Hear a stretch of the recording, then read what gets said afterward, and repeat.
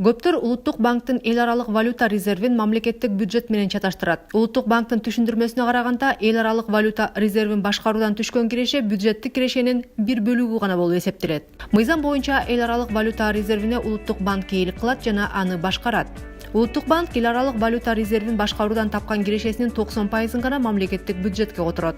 Эл аралык алтын валюталык резервдин бир булагы бул чет элдик кредиттер жана гранттар.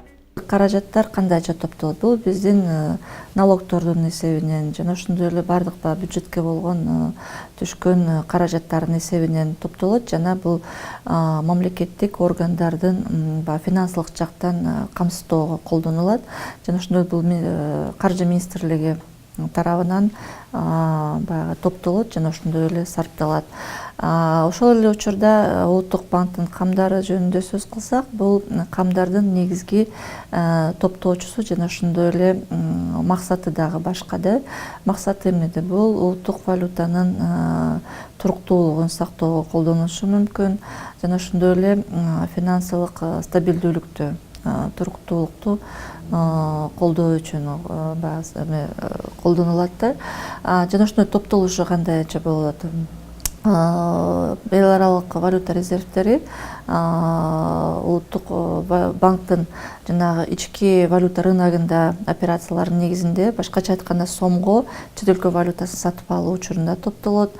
Андан тышкары ички валюта Кыргызстанда өндүрүлгөн алтынды улуттук валютага сатып алуунун негизинде жана ошондой эле мамлекет тарабынан же болбосо Улуттук банк тарабынан алынган чет өлкө валютасындагы кредиттер же гранттардын эсебинен топтолот. Бул резервди толтуруунун жана көбөйтүүнүн дагы бир булагы бул жергиликтүү өндүрүүчүлөрдөн алтын сатып алуу болуп эсептелет. Башында бул резерв Кыргызстан чет жактан алган карыз жана гранттардын эсебинен түзүлгөн. Мыйзам боюнча Улуттук банк эл аралык валюта фондунун резервин өз алдынча башкарууга укуктуу. Негизги максаты резервдин ликвиддүүлүгүн жана коопсуздугун камсыз кылуу. Башкаруу болсо Улуттук банктын инвестициялык саясатына жараша жүргүзүлөт. Инвестициялык саясатты Улуттук банк ар бир жылдын башында өзүнүн акча кредиттик саясатынын негизинде аныктайт. Улуттук банктын өкүлдөрүнүн айтымында, резервдин өзгөрүүсү банк аралык операциялардын жыйынтыгынан, мисалы валюталык интервенциядан улам болушу мүмкүн.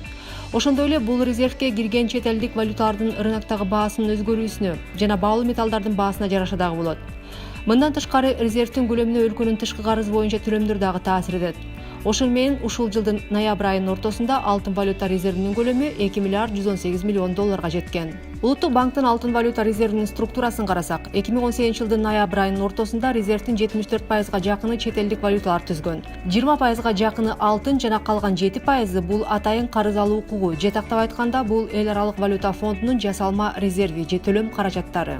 Кыргызстандын эл аралык резервинин валюталык портфелинде АКШ доллары, евро, Швейцария франкы, англис фунту, Австралия жана Канада долларлары, Япон йени, орус рубли, Кытай юани, Түштүк Корея вону, Сингапур доллары жана Норвегия крону бар.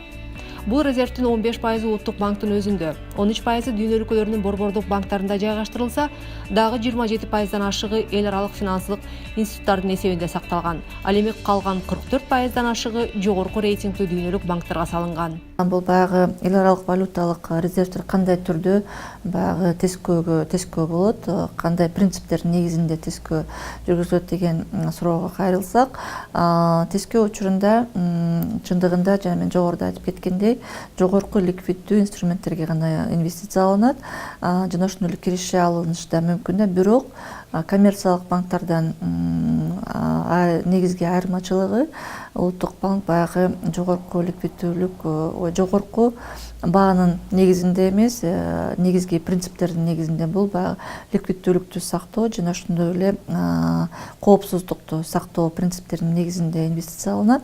Ликвиддүүлүктү сактоо деген бул кандай? Бул эмне? Бул биздин активдер жогорку ликвиддүү активдерге гана инвестицияланышы мүмкүн. Башкача айтканда, кандайдыр бир мындай керек болгон учурда тез аранын ичинде акча каражатына айлана турган ликвиддүү активдер болуш керек. Коопсуздук жөнүндө сөз кылсак, бул баягы эл аралык камдарды тескөөдө баягы рыноктук кандайдыр бир тобокелчиликтерден жана ошондой эле жоготууларга учурай турган кандайдыр бир тобокелдик болбош керек да. Башкача айтканда баягы кирешелүүлүгү төмөн болсо дагы бирок баягы ишенимдүү, жогорку ликвиддүү жана жоготуулардын тобокелдиги минималдуу болушу керек. Улуттук банк мыйзам боюнча киреше алууну көздөбөйт. Андыктан резервди жайгаштырууда ишенимдүү инструменттерди тандайт.